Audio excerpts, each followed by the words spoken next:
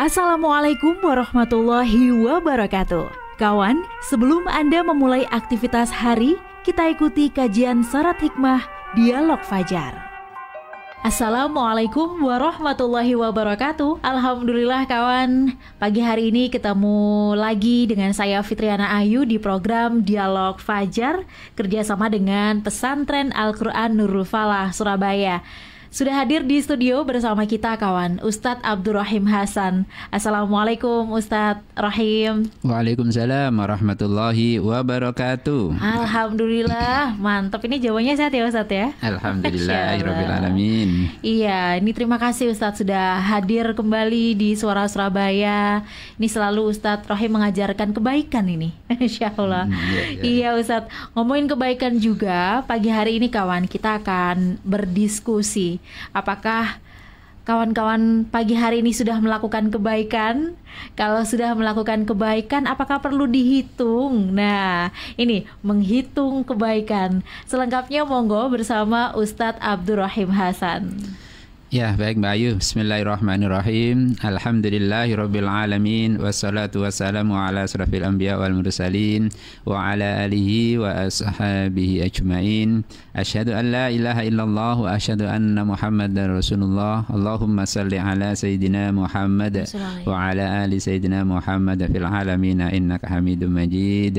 Alhamdulillah Mbak Ayu, mari kita selalu bersyukur kehadirat Allah Subhanahu wa taala yang telah memberikan rahmat, taufik, hidayah dan kesehatan kepada kita semuanya, sehingga pada pagi hari ini kita berdua ya bisa hadir di SS ini dalam keadaan sehat walafiat, dan kita selalu berdoa semoga Allah selalu memberikan kesehatan kepada kita dan menumbuhkan semangat ya untuk beraktivitas dan melakukan kebaikan setiap hari ya Mbak Ayu. Pada pagi hari ini kita mencoba untuk berdialog tentang sebuah tema, yaitu menghitung kebaikan.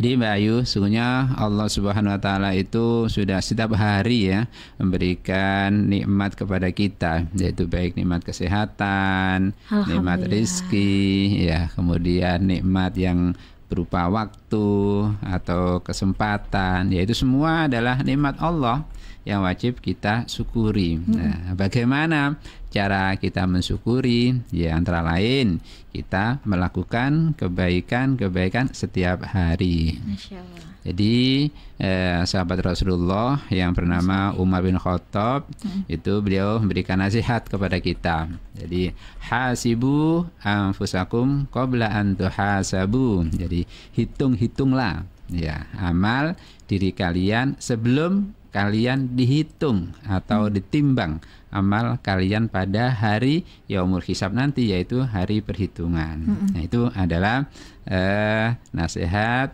Umar bin Khattab kepada kita. Sekarang pertanyaannya Mbak Ayu, kenapa sih kita kok disuruh untuk menghitung-hitung kebaikan itu? Ya, tiada lain tujuannya adalah kalau ya kita sudah melakukan banyak kebaikan, ya, maka perlu kita pertahankan kebaikan itu, ya.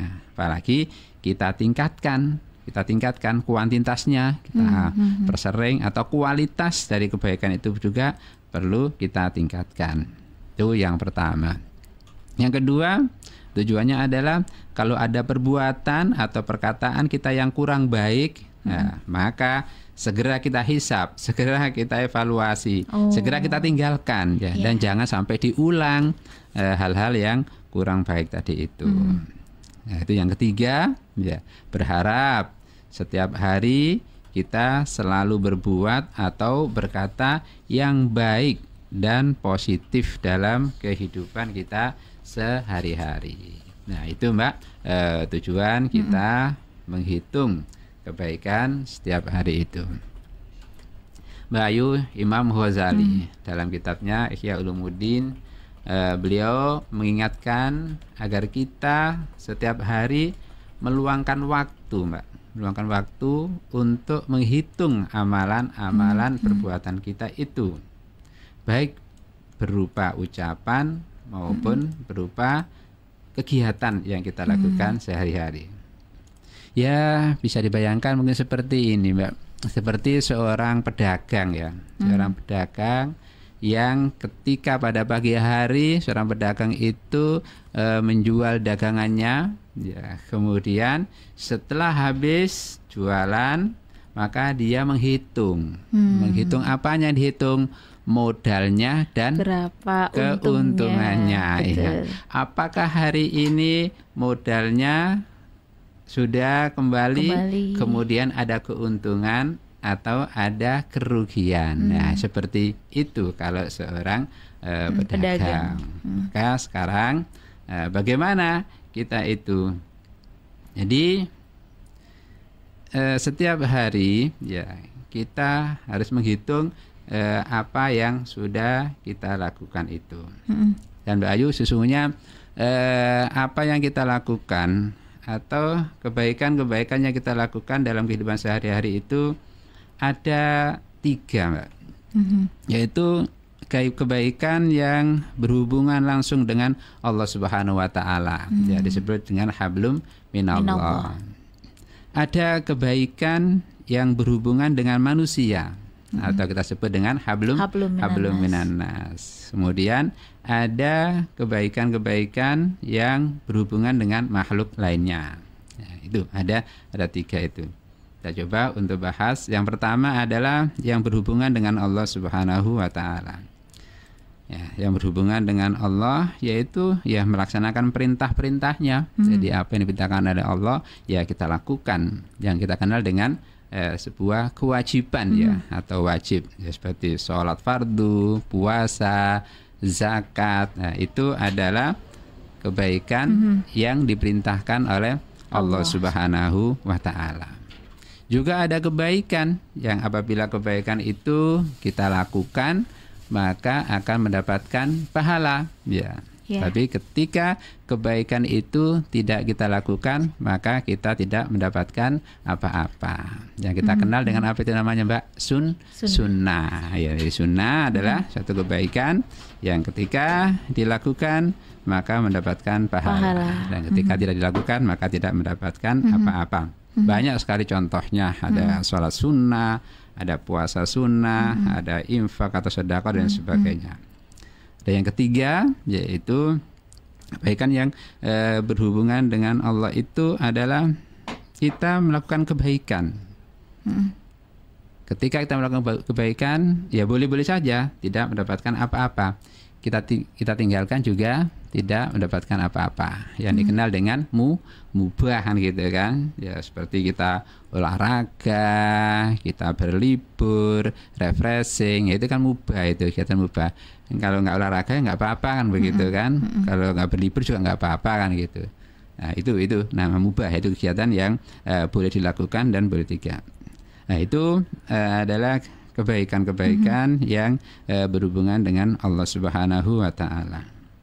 Namun menurut Imam Ghazali, beliau menyampaikan bahwa sesungguhnya kebaikan-kebaikan yang harus kita lakukan itu yang pertama kali adalah hal-hal yang wajib, yang dikenal dengan ibadah wajib tadi itu. Ya, seperti tadi saya sampaikan yaitu sholat. Ya, sholat ada suatu kewajiban. Ya, kewajiban itulah yang sesungguhnya lebih banyak kita hitung pada malam hari ini atau pada hari ini.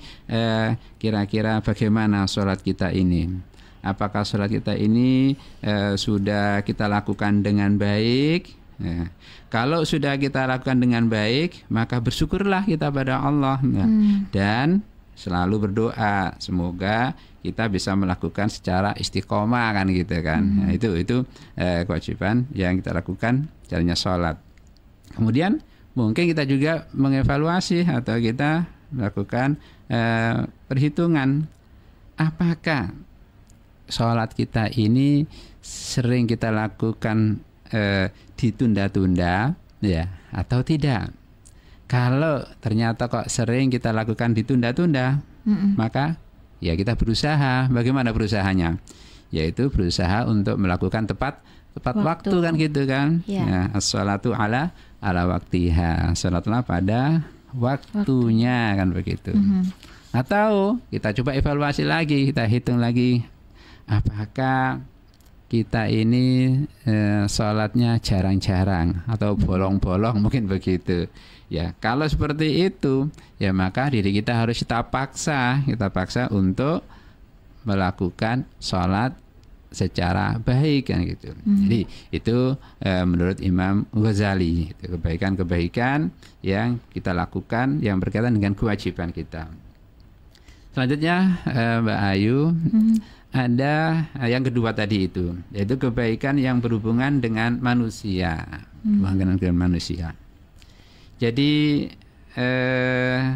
menjadi pribadi yang bermanfaat untuk orang lain, ya itu adalah salah satu karakter ya yang harus kita miliki kan.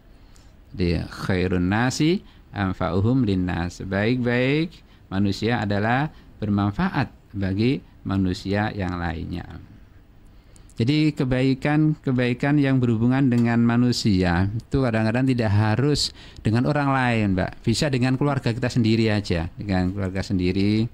Ketika ibu-ibu ya yang di rumah setiap pagi menyiapkan sarapan untuk putra-putrinya, untuk suaminya, itu adalah kebaikan, Pak.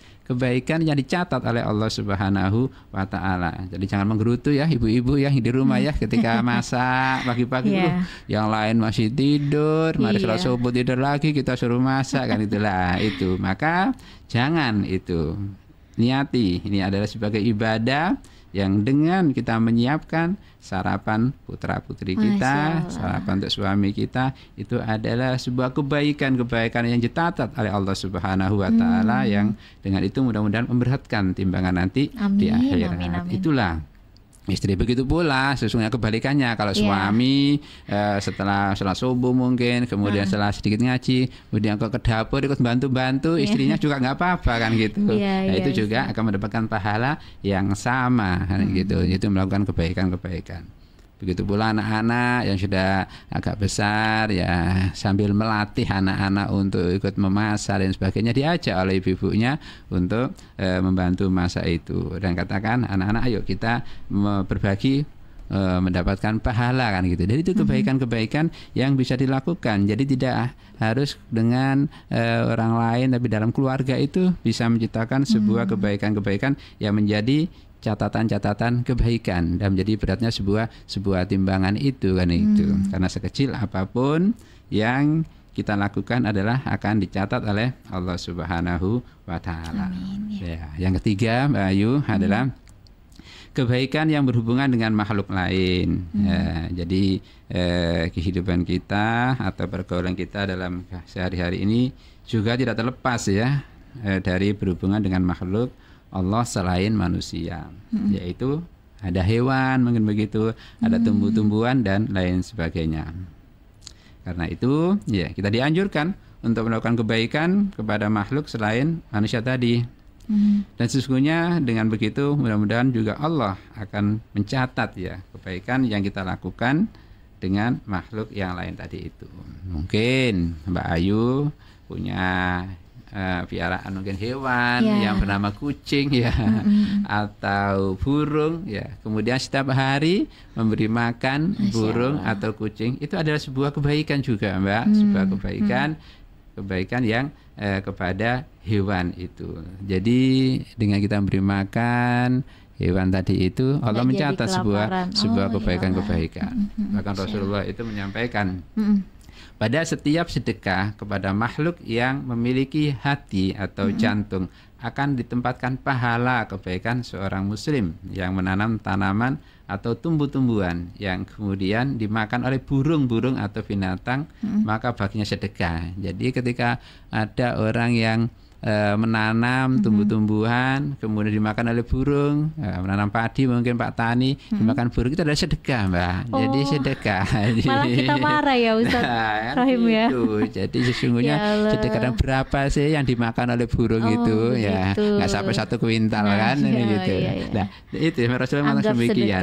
Jadi makan demikian. Jadi tidak hanya kita memberi makan burung di rumah, tapi ketika seseorang itu menanam pohon kemudian dimakan oleh binatang, itu adalah adalah merupakan sedekah. Padahal nggak terasa kita kalau bersedekah ya. Iya. Itu loh Allah mencatat sebagai kebaikan sebagai sedekah itu. Mungkin di rumah ada apa? Ada pelem, kemudian dimakan codot, ya ada apa-apa, itu ada sedekah kan gitu. Kalau mangganya itu dimakan tetangga begitu, Ustaz. Nah, kan tergantung niatnya. Kan niatnya sedekah ya sedekah kan gitu. Oh, dimakan burung aja sedekah, apalagi dimakan manusia, tetangga kan gitu kan. Jadi sedekah. Ya, itu Mbak Ayu dan kawan-kawannya bahagia. Ya, sesungguhnya Mbak Ayu bergantinya hari, bergantinya pekan, ini adalah waktu ya, waktu yang sesungguhnya mengurangi jatah nikmat Allah yang diberikan kepada kita.